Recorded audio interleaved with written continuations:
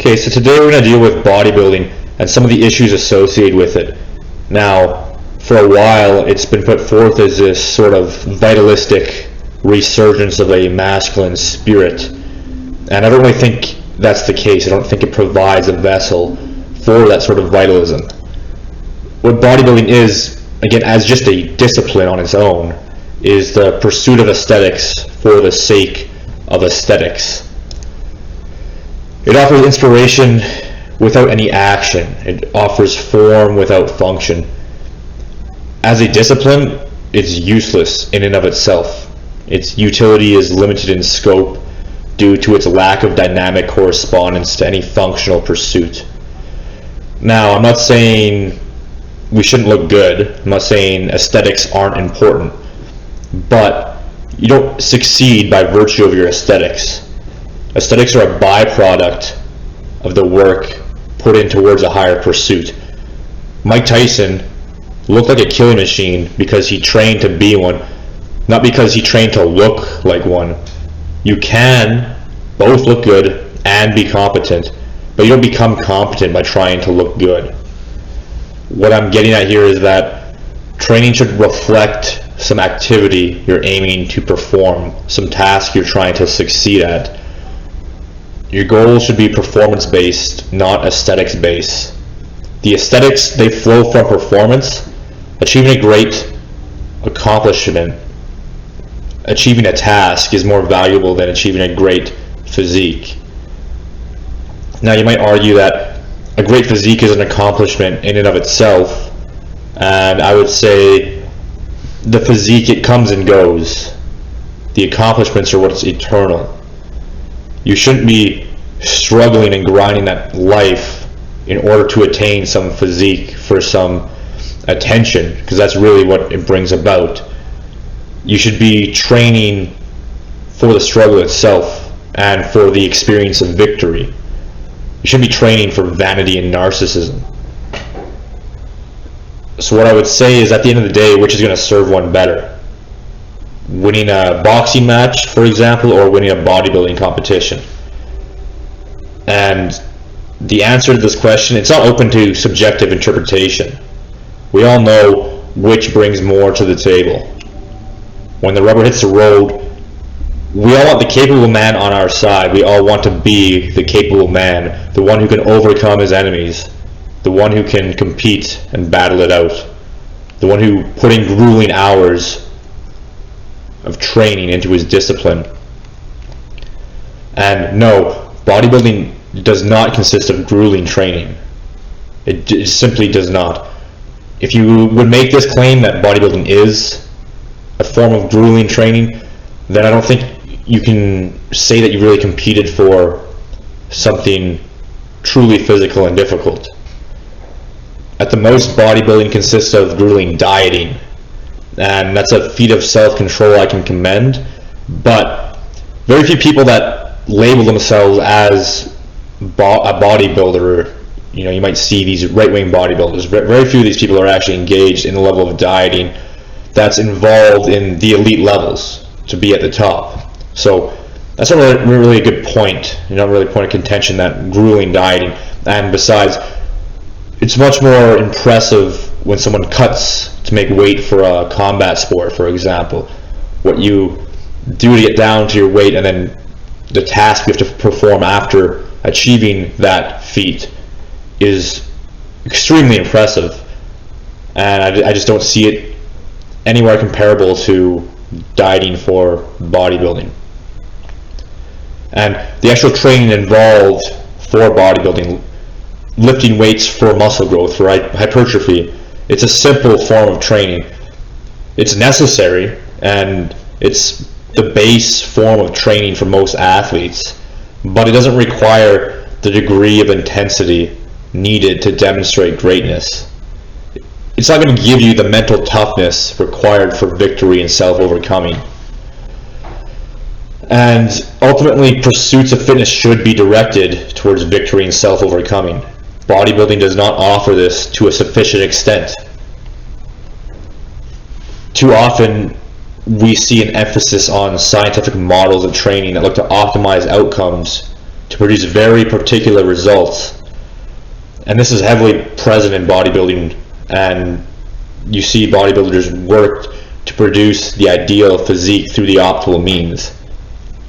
And this stands in stark contrast to the hours of grueling conditioning so often demanded of the average athlete in any other given sport.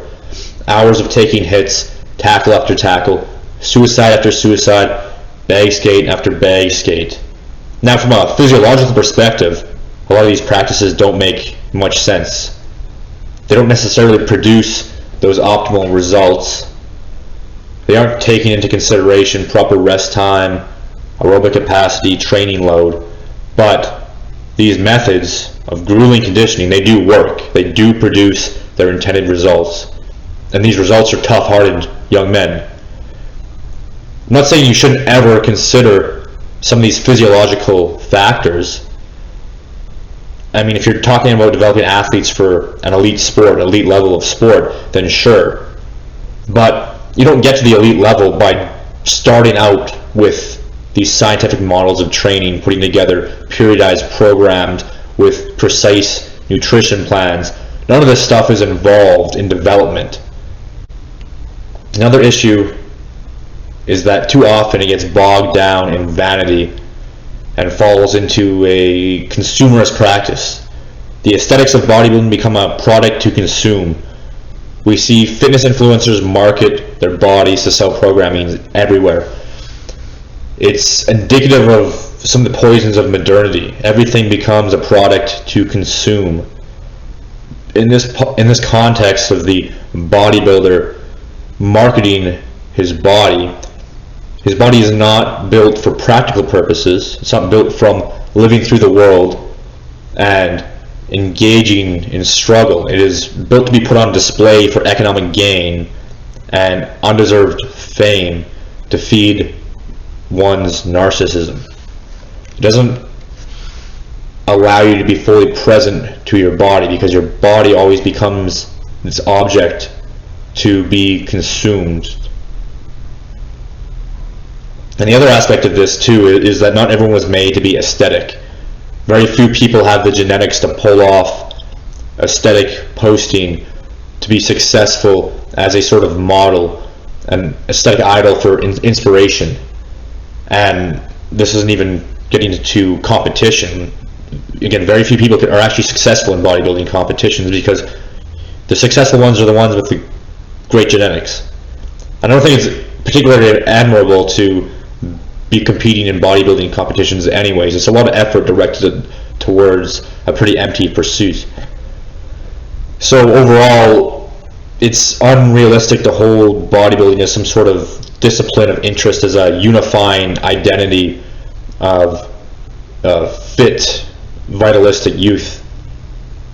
Because, again, those who can embody the idol for inspiration are very few. It's limited. It has a very high barrier to entry and low rewards, really. It's a basic side hobby in that regard. The results are often quick in the pursuit of bodybuilding too. You get a sort of instant gratification from it. If your goal is simply to produce a better body, then you can see results within a month. You can look at progress pics and see clear development right away, and you give yourself really simple tasks, really simple goals to achieve, and you can meet these goals as long as you are consistent. That's all it takes, is just very simple practices repeated over and over again. And again, I can commend this in its ability to motivate one for improving themselves, but this isn't some great revelation of a new pursuit, a new vitalistic identity to embody. It's really just taking one more basic step than the average person today. And that's not saying much. I mean, you take a look at your grandfather, your great-grandfather, what he looked like from just working on a farm and sticking at it day to day. Of course, someone who's consistent in some basic movement, some activity, day to day is going to look better than the average person. But again, that's not a great accomplishment. It's not some rejuvenation of vitalism in modern men. It's really just taking the first step. And if we contrast bodybuilding against some other athletic pursuit, it appears relatively inadequate. I'll use the example of hockey. Learning how to skate requires learning an entirely different mode of locomotion.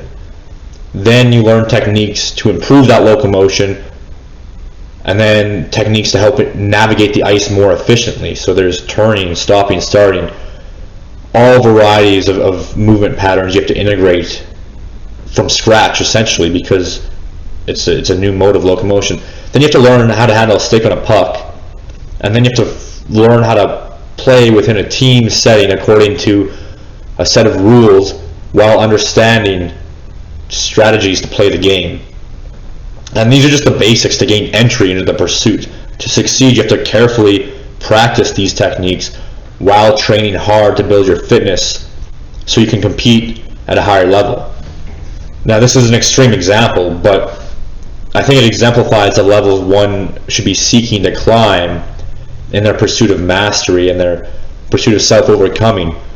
You have to pick something that has a lot of scalability to it, something that you can really improve in, something that's more than just a simple consistency day after day of some basic movements.